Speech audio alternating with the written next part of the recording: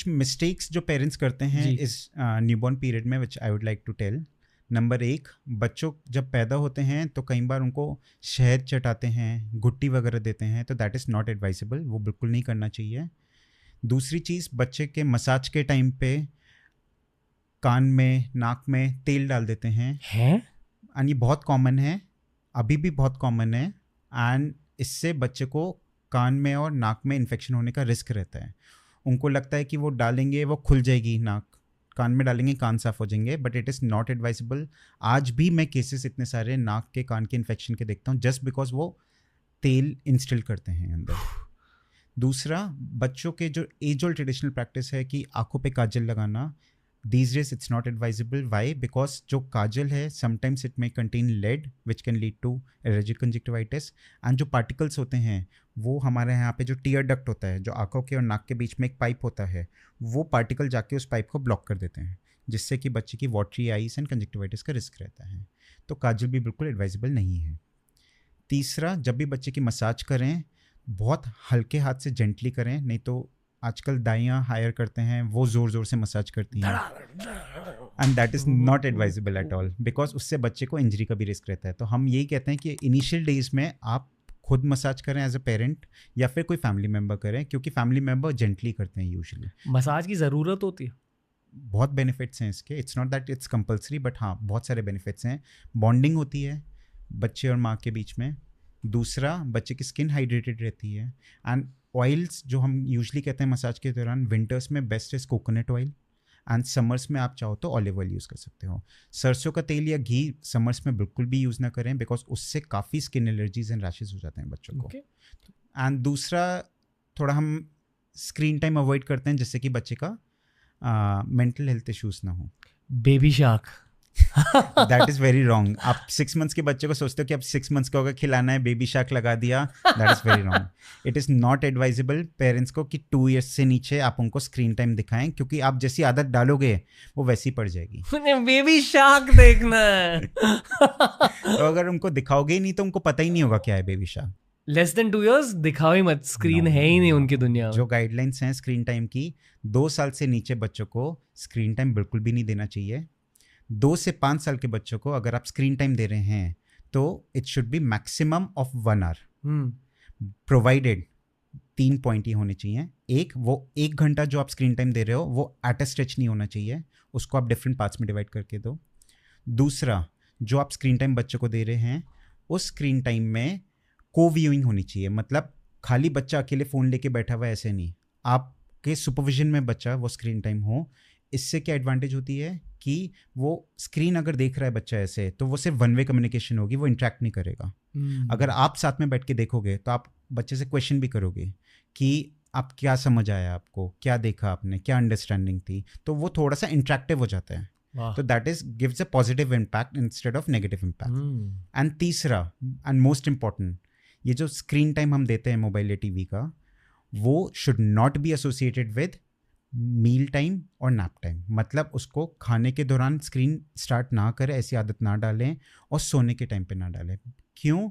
अगर आप बच्चे को खाने के दौरान मोबाइल दिखाना स्टार्ट कर दोगे एट एन अर्ली एज, तो वो बिल्कुल खाने को अप्रिशिएट नहीं करेगा, वो बिल्कुल रोबोट की तरह बस खाता रहेगा टीवी देख के, वो कभी भी फूड को अप्रिशिएट नहीं करेगा, वो कभी भी positive association with the food नहीं आएगा।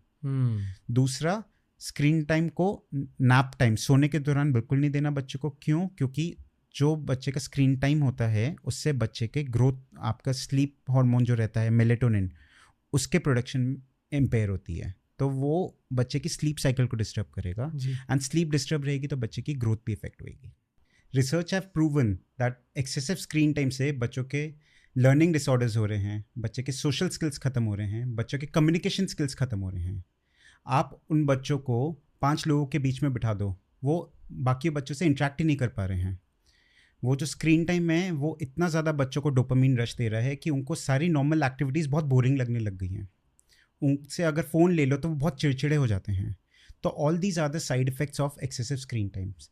एंड ऑल्सो स्क्रीन टाइम से बहुत ज़्यादा केसेस ऑफ वर्चुअल ऑटिज्म बढ़ रहा है। Virtual autism? या मतलब वर्चुअल ऑटिज्म एक बेसिकली न्यूरो बिहेवियरल डिसऑर्डर है, जिसमें ना ही सिर्फ स्पीच डिले होता है बल्कि सोशल डिले भी रहता है। वो इंटरेक्ट नहीं कर पाते हैं सोशली, वो अकेले रहते हैं. And these days in general अगर ऑटिज्म की बात करूँ, 1 in 64 children in India are suffering from autism. क्यों? Because number 1 it is genetics, number 2 बच्चों का स्क्रीन टाइम बहुत बढ़ रहा है जिसकी वजह से ये वर्चुअल ऑटिज्म हो रहा है, and number 3 environmental factors. Environmental factors में आपके क्या आते हैं, जैसे exposure to air pollution, exposure to harmful toxins like artificial preservatives जो हम खा रहे हैं जी. हमारा जो इन्वायरमेंट है, we are all surrounded with pesticides, chemicals. Also mothers का जो लाइफस्टाइल है, मदर्स जो डाइट ले रही हैं, समटाइम्स अल्कोहल ले रही हैं या सब्सटेंस अब्यूज़ कर रहा है, that is also linked with autism. Parents की शादी लेट हो रही है, तो लेट मैरिजेस की वजह से भी the child is eight risk of autism. बहुत ज़्यादा छोटे बच्चे भी अब सर्वाइव कर पा रहे हैं, प्री मैच्योर बच्चे सर्वाइव कर पा रहे हैं, एंड प्री मैच्योर बच्चे are also at risk of autism. So these are the risk factors जो ऑटिज्म को कंट्रीब्यूट करते हैं. ऑटिज्म होता क्या है? ऑटिज्म एक बेसिकली न्यूरो बिहेवियरल डिसऑर्डर है जिसमें बच्चे में स्पीच डिले तो थोड़ा होता है कि वो जो नॉर्मल बच्चे हैं उनके कंपैरेटिवली लेट बोलते हैं, साथ में सोशल इंटरेक्शन नहीं है उनका. 5 ऐसे साइंस जो बच्चों में पाए जाते हैं अगर आपका बच्चा ऑटिस्टिक है 1.5 साल से ऊपर. Number 1, poor eye contact. आप बच्चे से बात करेंगे तो वो आंखों में आंखें मिला के बात नहीं करते हैं, वो इधर उधर देखेंगे. Number 2, poor response to name. आप उनको आवाज़ दें, वो एक बारी में नहीं सुनते हैं, आपको 2-3 बार आवाज़ देनी होगी तब वो सुनेंगे. जी. Number 3, no pointing. मतलब आप उनसे पूछो, 1.5 साल के बच्चे को पॉइंटिंग आनी चाहिए, अगर वो बोलता भी नहीं है तो पॉइंटिंग आनी चाहिए. जैसे आप उनसे बोलो कि फ़ैन कहाँ है, लाइट कहाँ है, नोज़ कहाँ है, पॉइंटिंग करनी चाहिए चाहे वो बोले ना. Number 4, speech delay. बाकी बच्चों के मुकाबले वो लेट बोल रहे हैं. एंड नंबर 5, वो अकेले रहना पसंद करते हैं, ग्रुप में नहीं वो पार्टिसिपेट करते हैं, वो अकेले खेलते हैं. अकेले में अगर उनको व्हील्स मिल जाए तो उसको रोटेट करते रहेंगे, अकेले में खेलते हैं, वो बाकी बच्चों के साथ नहीं खेलते हैं. तो अगर ये साइंस, इनमें से कोई भी साइंस आपको अपने बच्चे में दिखते हैं 1.5 साल से ऊपर, तो do consult your paediatrician and get your child screen for autism. यहाँ भी आप ये मानते हो कि पेरेंट्स को एक एग्जाम्पल सेट करना चाहिए, बिल्कुल खुद स्क्रीन टाइम रिड्यूस करना चाहिए. बिल्कुल. अगर पेरेंट्स खुद मोबाइल देखेंगे फुल टाइम पे, how can they expect their child कि वो मोबाइल ना देखें. तो you should be the role model. आप खुद अगर ऑफिस से आते हो, अपने काम से आते हो और मोबाइल में लग जाओगे तो बच्चे भी वही सीखेंगे. बिल्कुल, that is very important, because mobile अगर बच्चे के सामने रहेगा तो बच्चे को भी मन करेगा कि हम देखें. अगर पेरेंट्स देखते रहेंगे तो बच्चे का भी मन करता है हम भी मोबाइल देखें. प्लस हमने इतने सारे ऑटिस्टिक बच्चे देखे हैं जिनका मोबाइल हमने बंद कर दिया है, मोर देन 50% सिम्टम्स उनके कम हो गए हैं just by stopping all the screen time. तो स्क्रीन टाइम हर बिहेवियरल सिम्टम्स को एग्रीवेट करता है. स्क्रीन टाइम बंद करने से आप खुद नोटिस करोगे आपके बच्चे में चिड़चिड़ापन कम हो जाएगा, बच्चा सोशली बहुत इम्प्रूव हो जाएगा, इंटरेक्ट करेगा. बच्चे के जो अगर ऑटिज्म है तो उसके सिम्टम्स काफ़ी कम हो जाएंगे. ओके. और बच्चा शायद कोहली या स्मृति मंधाना बने. Definitely he will focus more on physical activities या फिर वो उसका जो गोल है. 1 ईयर के बाद फूड रिस्ट्रिक्शंस इतने नहीं होते हैं as far as the home food is concern. 1 year से नीचे रहता है कि आपको सॉल्ट नहीं देना है एक्स्ट्रा, आपको एडेड शुगर नहीं देना है, आपको फर्स्ट ईयर में हनी नहीं देना है. तो क्यों? क्योंकि honey in first year is linked with infant botulism. ये एक तरह का बैक्टीरियल इन्फेक्शन होता है जो स्पेसिफिकली हनी के कंज्यूम होने से होता है, एंड ये फर्स्ट ईयर में ज़्यादा रिस्क रहता है. वाह. तो इसलिए 1 साल से नीचे बच्चों को शहद नहीं देना चाहिए. डैम. एंड सबसे क्रेजी डाइटरी केस क्या देखा आपने कि पेरेंट ने ये खिला दिया बच्चे को? क्रेजी होता है जो पहले बिल्कुल कॉमन होता था कि पैदा होते ही बच्चों को शहद चटाते थे, एंड शहद फर्स्ट ईयर में बिल्कुल भी अलाउड नहीं है. शहद कई बार एडल्ट्रेटेड भी होता है, उससे इन्फेक्शन का भी रिस्क रहता है. प्लस शहद खिलाने से बच्चे को शुगर इंटेक इतना बढ़ जाता है कि उससे डायरियास भी होते थे. डायरिया लूज मोशंस हो जाते हैं. तो इनिशियली फर्स्ट ईयर में वी ऑलवेज एडवाइस कि बच्चों को आप शहद बिल्कुल भी ना दें. आई वंडर कि उन बच्चों के दिमाग में क्या होता है जो दिल से मिट्टी खाने लगते हैं कि खाना नहीं खाना है पर मुझे गार्डन जाकर वहाँ मिट्टी खानी है. क्यों होता है? Basically it's called in medical terms pica. Pica एक ऐसी चीज़ होती है जिसमें बच्चा नॉन न्यूट्रिटिव चीज़ें खाता है, जैसे ये कैंडल. हाँ, जैसे कपड़े भी चबा लेता है, या पेंट मिले पेंट खा लेगा, कोई भी चीज़ मिलेगी वो खा लेगा. पहले ज़माने में मिट्टी बहुत कॉमन थी, तो इसलिए ये कहा जाता है कि हाँ मिट्टी खाता है क्या। अब घरों में मिट्टी तो मिलेगी नहीं, दीवारों में पेंट मिलेगा, तो पेंट खा लेते हैं। जब आयरन की कमी होती है तो ये सिग्नल ब्रेन को जाता है कि वो नॉन न्यूट्रिटिव चीज़ें खाएं, जिसको हम मेडिकल टर्म में पाइका कहते हैं। वो कोई भी चीज़ आप देखोगे, वो बच्चा इधर से चबा रहा है, पेंट उतार के खा रहा है, कोई भी चीज़ मिले वो खा रहा है। तो this is a sign for iron deficiency anaemia. इसको इग्नोर ना करें, आप अपने डॉक्टर के पास जाके उसको आयरन सप्लीमेंटेशन स्टार्ट करें। Wow, wonders of nature. मुझे पता भी नहीं था कि ऐसी चीज़ें होती। और क्या अजीब चीज़ें होती हैं बच्चों के साथ? बच्चों में आजकल बिकॉज ऑफ जंक फूड बहुत ओबेसिटी बढ़ रहा है। ठीक है, बच्चों में अगर आपको सुन के हैरानी होगी, India has second highest number of obese children in the world. First कौन है? US. And more than 15 million children in India are suffering from obesity. And ये numbers बढ़ते जा रहे हैं. Why? Because of the processed food, junk food which we are eating and lack of physical exercise. Obesity के बहुत सारे health implications होते हैं, जैसे आगे जाके बच्चों को डायबिटीज़ का रिस्क रहता है, पीपी शूट अप, हाइपरटेंशन का रिस्क रहता है, उनका कोलेस्ट्रॉल बढ़ता है, उनको फैटी लिवर होता है, फ्यूचर में पीसीओएस, इनफर्टिलिटी के इश्यूज़ रहते हैं। इनफैक्ट इन बच्चों को बहुत सारे मेंटल इश्यूज़ भी होते हैं, depression, low self esteem because of obesity. 5 ऐसी चीज़ें जो आप कर सकते हो जिससे कि आप ओबेसिटी बच्चों में प्रिवेंट करें। Number 1, replace all the sugary drinks, जैसे कोला, आपके पैकेट जूसेस, आपका कोई भी पैकेज ड्रिंक है, कार्बोनेटेड ड्रिंक्स है, उसको आप रिप्लेस कर दीजिए पानी से। आप उनको इंकरेज मत कीजिए कि प्यास लग रही है तो ये बेटा पैकेट जूस पी ले या फिर कोला पी ले। बेसिकली प्यास लगी है तो पानी पियो, और पियो। कुछ नहीं, water is the best thing. तो नंबर 1 चीज़, replace all the sugary drinks with water. Number 2, आप बच्चों का स्क्रीन टाइम लिमिट कीजिए अप टू मैक्सिमम 1 आवर, जैसे मैंने आपको बताया था, above the children age of 2 years। Number 3, आप बच्चों का जंक फूड हटा दीजिए डाइट से, हाई सॉल्ट फूड हटा दीजिए, हाई शुगर फूड्स हटा दीजिए।